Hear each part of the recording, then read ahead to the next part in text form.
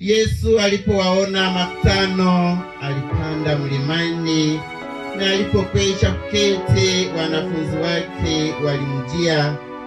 Akafumbua kinywa chake, akawafundisha akisema, heri walio maskini wa roho, maana ufalme wa mbinguni ni wao. Heri wenye huzuni, maana hao watafarijika. Heri wenye upole, maana hao watairithi nchi. Heri wenye njaa na kiu ya haki, maana hao watashibishwa. Heri wenye rehema, maana hao watapata rehema. Heri wenye moyo safi, maana hao watamuona Mungu.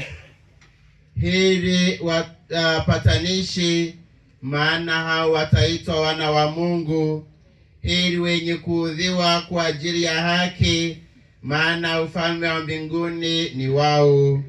Heri nyinyi watakapowashutumu na kuwaudhi na kuwanenea kila neno baya kwa uongo kwa ajili yangu.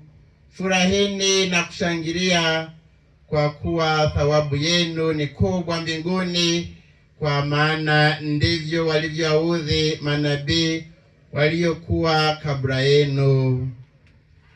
Neno la Bwana.